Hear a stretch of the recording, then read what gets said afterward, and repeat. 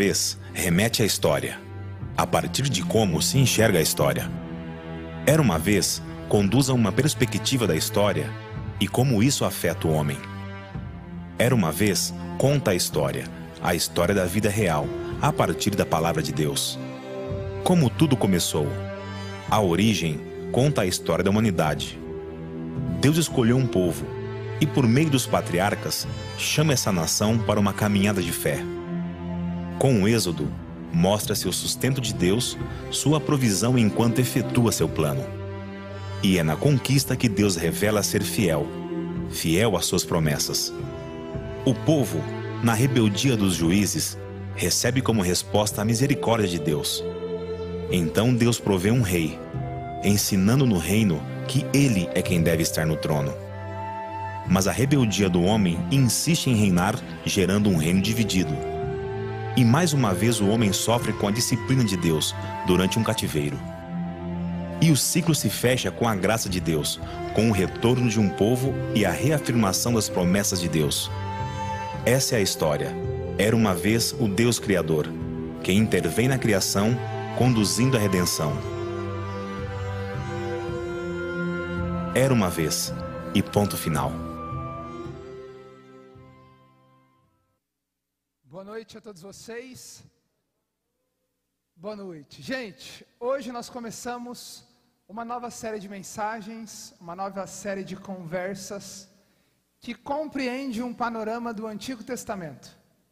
O nosso desafio aqui ao longo de alguns sábados é trazer para você informações a respeito de um trecho da Bíblia, de um bom trecho da Bíblia, que para alguns de nós é confuso a sua leitura. Para um trecho da Bíblia em que às vezes temos dificuldade de entender e tudo isso se torna um pouco maçante quando tentamos exercitar isso em casa. O desafio do Era Uma Vez é contar a história de uma nação, a nação de Israel, e como tudo isso acontece e interfere na nossa vida hoje, século 21.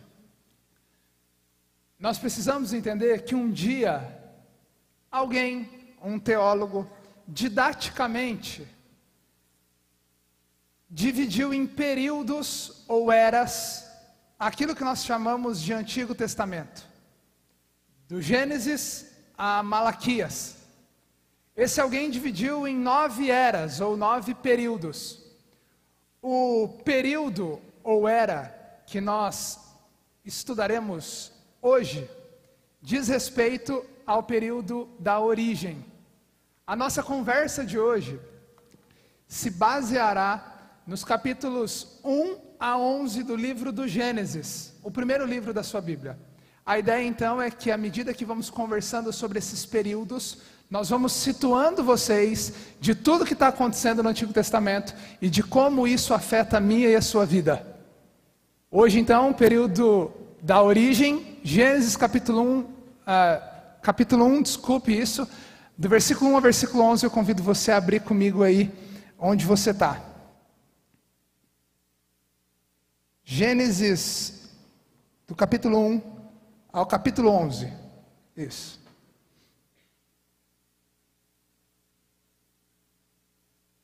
Antes de nós lermos, antes de entrarmos de fato, eu quero orar mais uma vez com você. Vou orar a primeira vez. E nós vamos juntos buscar o refúgio que vem do Senhor. Querido Deus, muito obrigado por essa noite. Obrigado pela Tua Palavra, obrigado pelos cânticos. Nosso clamor nesse momento é que o Senhor nos ajude a interpretar de maneira correta a Tua voz para nós, a Tua direção para nós. Capacita-nos, ó Deus, para que enquanto meditamos, enquanto lemos, o Teu nome seja engrandecido e o nosso espírito edificado pelo Senhor. Pois oramos em nome de Jesus. Amém. Era uma vez um homem triste. Esse homem estava triste porque o seu cavalo havia sido roubado. Diante dessa situação, o seu vizinho vem adiante dele e diz: puxa, que azar o seu cavalo foi roubado. O homem, olhando para o seu vizinho, diz: que é que sei sobre essas coisas?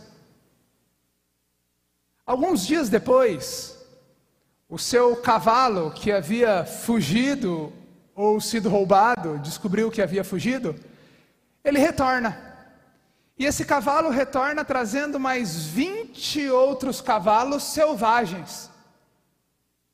O seu vizinho chega diante dele e diz: puxa, que sorte a sua!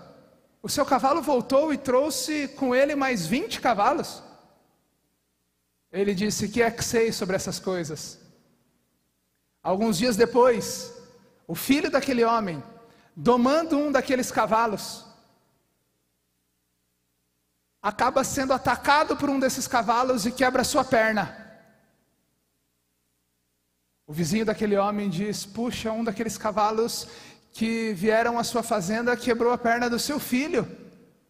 Que azar o seu! Que é que sei sobre essas coisas? Alguns dias depois, uma quadrilha recrutando jovens saudáveis invade toda a região. E por aquele menino ter um problema na perna, essa quadrilha não leva aquele menino, não recruta aquele menino. O vizinho novamente chega diante daquele homem e diz: puxa, que sorte o seu filho ter quebrado a perna. Ele não foi recrutado por causa disso. Aquele homem olha então e diz: que é que sei sobre essas coisas? A verdade é que nós nunca sabemos o que vem adiante de nós. A verdade é que quando nós olhamos para as situações da vida, ainda que as definimos como boas ou ruins, nós nunca sabemos o que sobrevirá a nós. Há duas opções: acaso, sorte, azar, ou entender e reconhecer que há alguém que cuida da história, que a conduz e que nada foge da sua providência. É a respeito dessa segunda opinião que surge o livro do Gênesis. O livro do Gênesis, ou o período da origem de forma mais específica, ele vem nos dizer que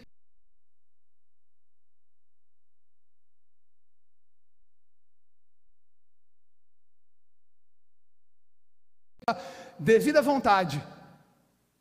O Gênesis capítulo 1, versículo 1, diz que Deus é de fato o autor da história. Eu quero ler com você.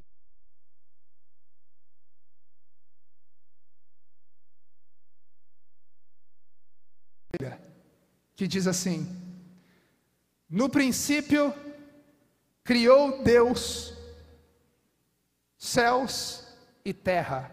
Ou no princípio Deus criou os céus e a terra. É assim que começa a história. Ou era uma vez, a história da vida real vem dizer a nós de que Deus é o autor da história, de que os céus proclamam a glória de Deus, de que a criação e toda a natureza é dirigida por Deus. A Bíblia nos ensina no capítulo 1 do Gênesis que a natureza em movimento é fruto do designer inteligente de um Deus criador. Aristóteles um dia disse que nada é a causa de si mesmo. Nada pode acontecer sem que haja uma ação de uma outra coisa. Santo Tomás de Aquino, no século XIII, um filósofo cristão, ele vem dizer que as coisas em movimento apontam para um Deus criador. Tomás de Aquino vem dizer que toda uma engrenagem, todo um sistema que funciona, ele jamais pode funcionar por si só, sem que antes, em primeiro lugar, exista um movimento ou algo imóvel, que faça com que tudo isso se mova.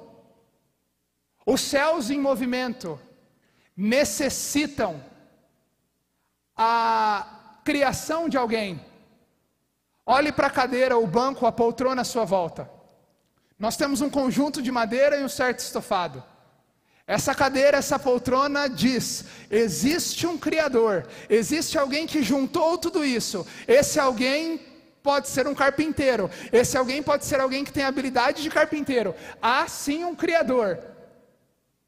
E a inteligência da criação relata: há um Criador. É isso que o Gênesis capítulo 1 vem dizer. Gênesis significa início, origens, como tudo começou. E tudo começa com Deus.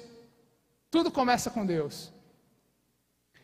A segunda lei da termodinâmica diz que todo sistema organizado tem a tendência em desorganizar-se. O que eu estou querendo dizer com isso? Olhe para o alimento à sua mesa. Sem a intervenção de alguém, a tendência é de que o alimento na sua mesa, ele se decomponha. Olhe para o seu corpo. Sem a intervenção de alguém, a tendência é que o seu corpo se decomponha. Aliás, até com a sua intervenção, com toda a academia que você faz, uma certeza você tem, de que tudo isso virará bicho. E quanto mais tempo você viver, menos tempo você tem para evitar que tudo caia e de que tudo se transforme num monte de pele sem utilidade alguma. É impossível olharmos para a criação, para os céus, terra e mar, para a natureza, e dizermos: não há um Deus criador, não há alguém por detrás de tudo isso. A ciência diz que tudo precisa ser originado por algo, mas quando ela chega no princípio de tudo, ela diz que tudo foi gerado por nada. É o tal do Big Bang. É bem verdade que o Big Bang, ele precisa ser aceito por fé. Assim como Deus precisa ser aceito por fé. Mas a lógica humana também diz: Deus existe. E é sobre isso que Gênesis vem dizer, que Deus é o autor da história.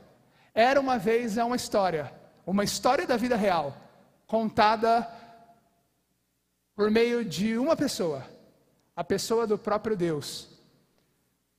O período da origem é o período que fala do homem, o enredo da história, a sua missão. Numa história, o enredo são fatos que determinam como tudo acontece. Numa história, um enredo é o cenário, a causa, o motivo, é o conjunto de situações que deixam ou dão valor à história. A Bíblia diz que Deus criou céus, terra e mar, que Deus criou os animais, mas que de todos os seres criados, Deus colocou no enredo o homem, com uma missão. O livro do Gênesis diz, no capítulo 2, e ainda no capítulo 1, versículo 27 e 28, que Deus criou o homem à sua imagem e semelhança. De todos os seres criados, Deus permitiu a um único ser a imagem e semelhança de Deus. Esse ser é o homem. Mas o que é ser a imagem e semelhança de Deus? Uma vez que João capítulo 4 diz que Deus é Espírito. Ser a imagem e semelhança de Deus é me olhar no espelho e ver Deus? Não. Ser a imagem e semelhança de Deus é ter em mim atributos comunicáveis de Deus. É ter em mim qualidades que pertencem a Deus, as quais eu posso reproduzir em minha vida. A Bíblia diz que Deus é amor. Nós, como humanidade, podemos reproduzir o amor. O animal, por mais bonitinho que seja, ele não consegue reproduzir esse amor. A Bíblia diz que Deus é justo. E a Bíblia diz que nós podemos agir com justiça. A Bíblia diz que nós temos discernimento, que nós podemos buscar a santidade, porque tudo isso vem de Deus. Logo, a imagem de Deus, a santidade de Deus, o caráter de Deus pode ser visto em nós. E a Bíblia diz que Deus nos criou a sua imagem e semelhança, para que nós resplandecêssemos a sua glória, para que nós transmitíssemos a sua imagem. A Bíblia diz que Deus nos criou para que nós adorássemos o seu nome, e adorando o seu nome, as pessoas vissem, as coisas criadas presenciassem, testemunhassem de que Deus é vivo e Ele é adorado, e Ele pode ser visto em nós. É por isso que nós entendemos, enquanto cristãos, que a nossa missão maior não é a nossa satisfação ou os nossos desejos, mas é, acima de qualquer coisa, glorificar a Deus na nossa vida, expressar a nossa comunhão com Ele, e enquanto eu tenho comunhão com Ele, eu posso expressar o meu relacionamento com Deus na vida do outro.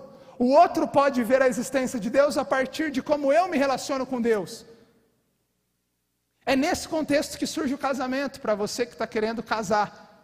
O casamento ele surge num contexto de Gênesis capítulo 2, Gênesis capítulo 1, a história da criação, a história de céus e terra, Gênesis capítulo 2, a história da humanidade, de como Deus criou homem, viu que o homem estava só, criou a mulher e disse: esses dois se tornarão uma só carne.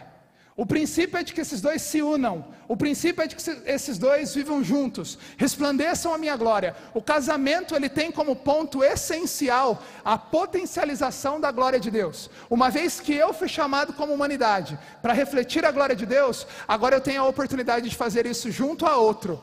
E se um sozinho é forte, dois é bom demais e deixa tudo melhor. É por isso que o teu objetivo de estar aqui, o Gênesis diz, é viver para a glória de Deus e fazer com que o mundo, assim como os céus proclamam a glória de Deus, o mundo veja por meio da sua vida que a sua vida proclama a glória de Deus. Gênesis capítulo 2 é a história da humanidade, traz o enredo, os fatos que dão o brilho da história, nos aponta para uma missão: espalhar e espelhar a glória de Deus. No Gênesis capítulo 3, nós temos uma tragédia. Leia comigo Gênesis capítulo 3, versículo 6.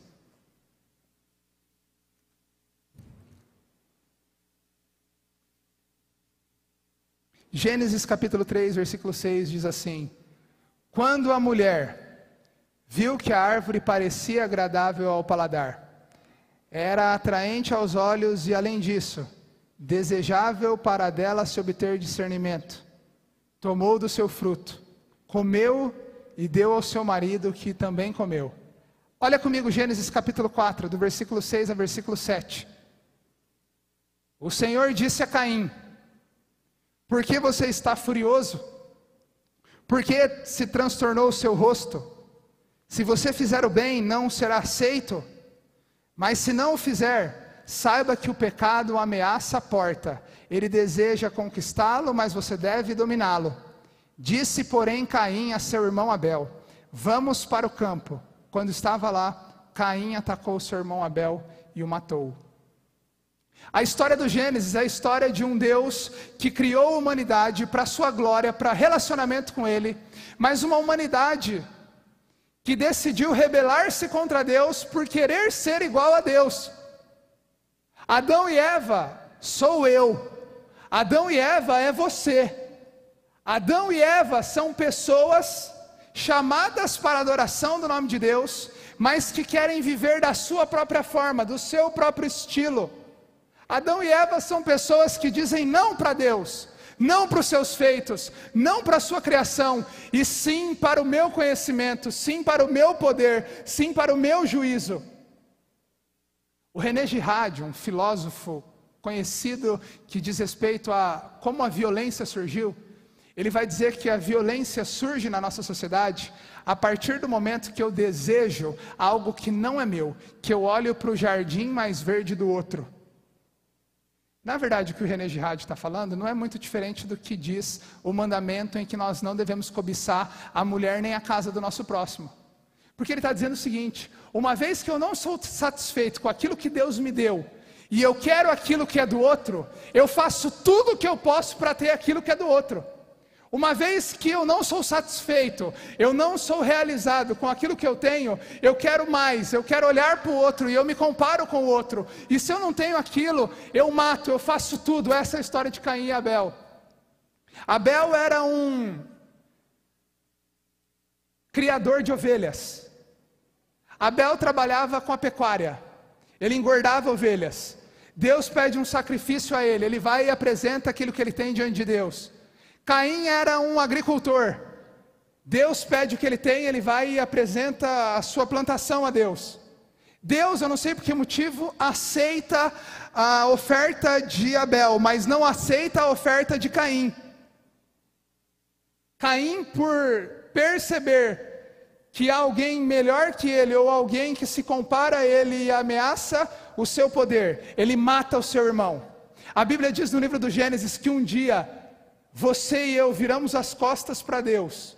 A Bíblia diz no livro do Gênesis que você e eu não quisemos nos submeter às leis de Deus. E isso é uma grande tragédia. Tragédia na história, no teatro, quer dizer a um desfecho, a um fim que gera morte. Tragédia quer dizer a um fim que gera terror. Uma tragédia é um filme de terror. É um filme que tem como objetivo final impactar pessoas e deixá-las com medo. O livro do Gênesis fala sobre uma história trágica, uma história que aponta para a morte.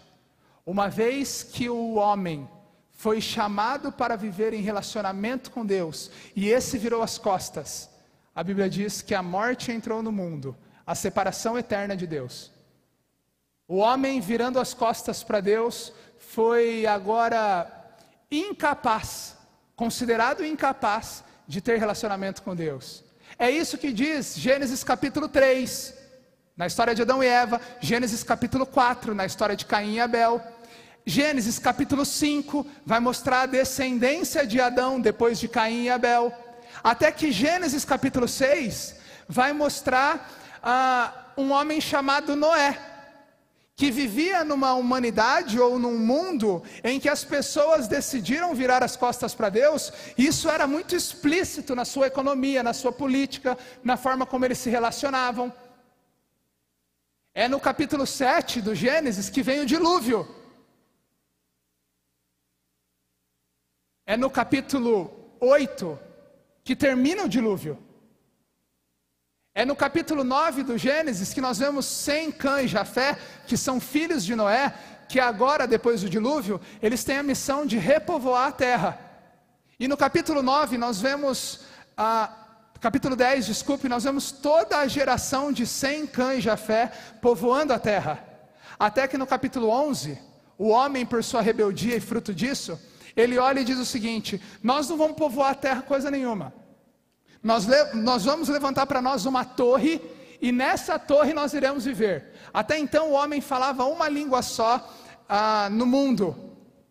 E decidindo virar as costas para a lei de Deus, de povoar toda a terra, o homem quer então construir uma torre, construir um império, onde nós vamos governar, não vamos dar ouvido para Deus. Torre de Babel. Gênesis capítulo 11 acaba com o trágico enredo de um homem que não quis ouvir a voz de Deus, e Deus, por disciplina, espalhou idiomas no meio do povo, e eles foram obrigados a se espalhar. É muita informação. Isso é Gênesis capítulo 1 a Gênesis capítulo 11. Eu incentivo você a ler a sua Bíblia na sua casa.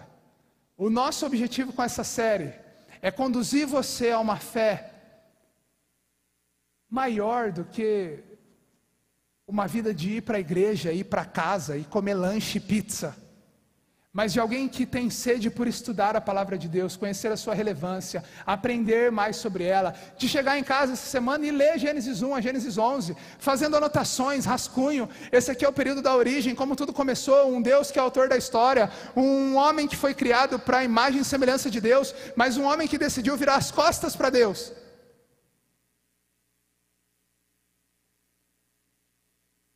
O último ponto-chave do Gênesis capítulo 1 a capítulo 11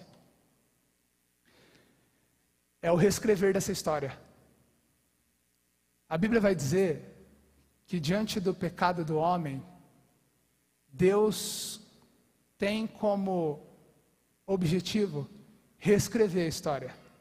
É por isso que lá em Gênesis capítulo 3, ainda quando Adão e Eva pecam, Deus olha para a serpente que os induziu ao pecado e diz: eu colocarei inimizade entre você e o homem, mas um dia virá alguém, descendente da mulher, que ferirá a cabeça da serpente.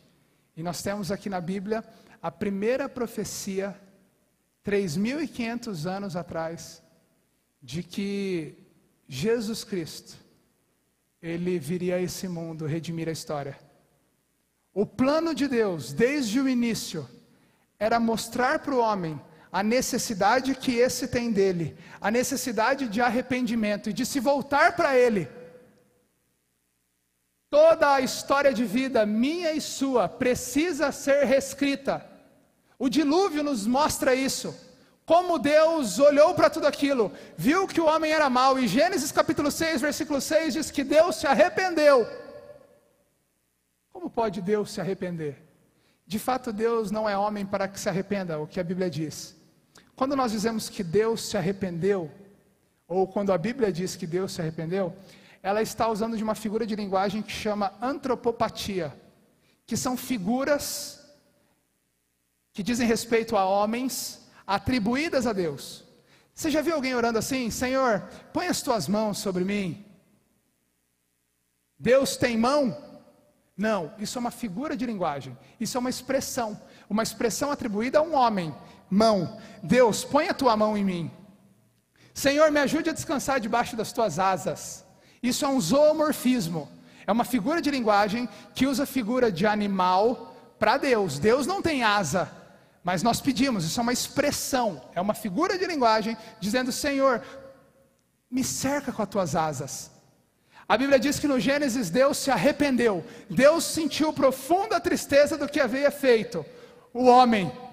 Homem esse criado para a sua glória, agora corrupto, agora pecaminoso, agora longe, agora deturpando a sua imagem. Porque se Deus nos fez para amar, se Deus nos fez para ser santos, se Deus nos fez para ser justos, nós respondemos com ira, nós respondemos com desprezo, nós respondemos com injustiça, nós respondemos com imoralidade sexual, nós respondemos com limitação, com carnalidade, nós respondemos com sujeira.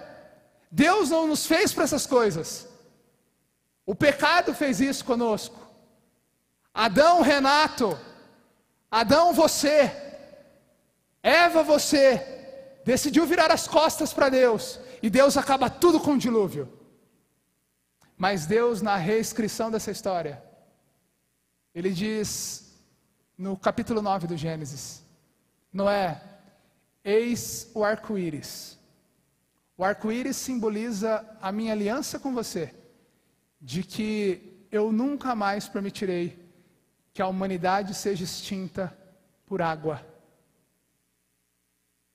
A aliança com Adão no Éden e a aliança com Noé depois do dilúvio revelam o objetivo de Deus em reescrever a história. A parada é a seguinte: todos nós aqui, na nossa maneira de viver, temos uma história de vida. Inclusive a psicologia, quando ela vai lidar com os nossos problemas, ela nos faz olhar para a nossa história e busca dentro da nossa história reescrever o nosso futuro, dizendo que a culpa está em determinado momento da história. Gênesis fala da história da minha e da sua vida. Porém, o livro do Gênesis, ele não diz que a culpa da história está na tua herança familiar. O fato de você ser assim não é culpa dos teus pais que se separaram. A culpa de você ser assim não é culpa da tua mãe que te agredia, do teu pai que era alcoólatra. A culpa de você ser assim não vem de alguém que te molestou quando você era pequeno. A culpa de você agir dessa forma não é porque você tem descendência de italiano. O motivo de você ser imoral não é porque a tua namorada é bonita e você não se aguenta porque você é homem e o seu hormônio não se converteu. O que o livro do Gênesis diz é que a minha e sua história, ela precisa sim ser analisada, mas há nela manchas de pecado, há nela sujeiras da corrupção, da rebeldia do homem contra Deus. Mas o desafio de Deus na minha e na sua vida é reescrever a história. É por isso que a Bíblia fala tanto sobre novo nascimento. É por isso que a Bíblia fala tanto sobre se converter. Porque se converter é uma vez que eu andava para esse caminho, agora eu ando para esse caminho. Se converter é mudança de mente, é mudança de estilo de vida, é se deparar com o Deus Criador que criou os céus e terra, mas Ele na sua revelação específica, a sua palavra, Ele quer relacionamento conosco, Ele quer relacionamento com você, Ele quer intimidade com você, Ele quer que você retome aquela imagem e semelhança que uma vez te foi dada como missão, e agora você reconstrua e reescreva isso. Eu não preciso provar para você que o homem é pecador. E eu não preciso provar para você que o sistema atual da nossa nação é adâmico. Olha para o nosso lado. Que mundo você vive? Ligue o da Atena. Veja o sangue vazando da televisão. Põe no G1 da Globo. Assista os noticiários. A herança de Adão reina no nosso meio. Mas o reescrever da história é direcionado pela graça de Deus, que em Cristo Jesus vem trazer a possibilidade de um novo relacionamento meu e seu com Ele. Quando você ler Gênesis capítulo 1 a capítulo 11 na sua casa, quando você for estudar, você precisa entender isso aqui. Que o período da origem não tem como propósito provar a existência de Deus diante da evidência da vida. Está errado ali. O período da origem não tem como propósito provar a existência de Deus diante da evidência da vida, mas sim como propósito provar a existência da vida diante da evidência de Deus. O que eu quero dizer com isso? Eu vou até tirar isso dali para você não se confundir. Alguém disse que quando nós vemos vida, nós precisamos provar que Deus existe. Mas a Bíblia não diz sobre isso. A Bíblia diz que quando nós vemos Deus e Ele é a verdade de todas, nós precisamos provar que existe vida. Porque onde existe Deus e existe pecado, não existe vida. Se Deus é vivo e Ele te chama para um relacionamento com Ele, e você é pecador, vida é impossível. É por isso que Jesus veio morrer na cruz do Calvário, porque era para você e eu morrermos naquela cruz. E Ele veio, Ele morreu, Ele pagou o nosso preço, e Ele ressuscitou. Não para que você ficasse em bancos de igreja, esquentando forros de banco, mas para que você sim esquentasse bancos, absorvesse a palavra de Deus e saísse a essas ruas proclamando a verdade de Deus e a sua glória. Era uma vez, como tudo começou, uma história de um Deus criador, de um homem convidado a resplandecer a sua glória, um homem que virou as costas para Deus, mas um Deus que na sua graça em Cristo Jesus Ele quer reescrever a história. Esse é o período da origem. Esse é o primeiro período bíblico, Gênesis capítulo 1 a capítulo 11. Antes de orar com você, eu preciso dizer para você que entender isso não pode ser chato. Entender tudo isso não pode ser maçante. E eu confesso para você que nós, como pregadores, vivemos fugindo de assuntos como esse, porque assuntos como esse, eles não dão tanto ibope. Ibope dá se eu chegasse aqui e falasse para você das 5 leis do amor, dos 4 passos como encontrar a felicidade. O que nós estamos fazendo aqui é pensando a vida a partir da palavra de Deus. Gente, nós não estamos falando de um gibi, nós não estamos falando de uma história de conto de fadas. Esse era uma vez, tem relato histórico. Foi debaixo de Roma, antes eram os gregos, antes os persas, antes os medo-persas. Jesus tem árvore genealógica. Isso afetou a cronologia do nosso tempo e espaço. Você vive no ano 2016 depois de Cristo. Isso tem transformado vidas, isso tem direcionado famílias, isso tem livrado pessoas das drogas, da depressão, isso tem tirado o homem do álcool, isso tem transformado casamentos, isso tem restaurado homens de família. Isso não pode ser chato. Chato é assistir televisão, é assistir malhação, chato é dormir com a sua namorada, chato é ficar olhando pornografia e ficar se olhando no espelho e pensar na tua faculdade. Isso é palavra de Deus e nós precisamos desejar isso, porque isso diz a respeito de quem somos e para onde vamos. Isso diz respeito de como afeta tudo que você faz. Isso não pode ser chato. Isso precisa ser apaixonante, porque era uma vez um Deus vivo que nos chama para relacionamento e nos promete salvação eterna. Eu quero convidar você a baixar sua cabeça e fechar os seus olhos, e nós vamos orar.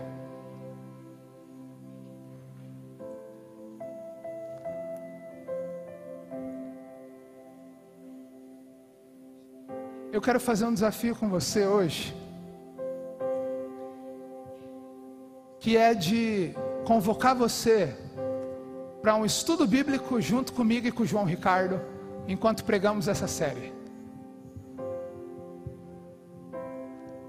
Uma semana tem 7 dias. Uau!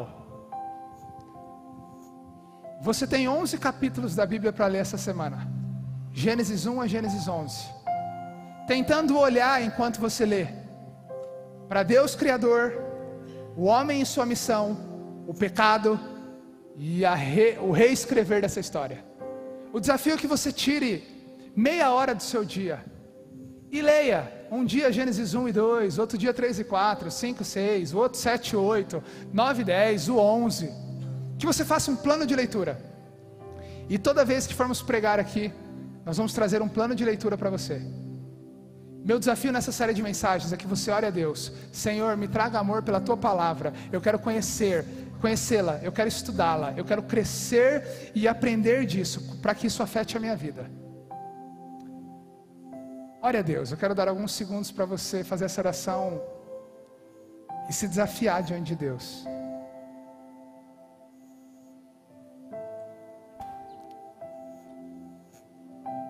Diga: Senhor, eu nunca fui de me interessar pelo estudo da Tua palavra. Senhor, eu nunca me preocupei em conhecer o Teu plano para mim. Me ajuda por meio dessa iniciativa a Te conhecer mais.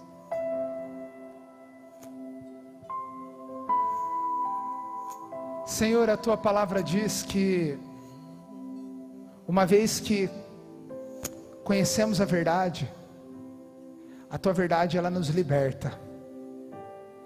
A Tua palavra diz, Deus, que o Senhor é o caminho, a verdade e a vida, e que nós passaremos a eternidade conhecendo mais do Senhor.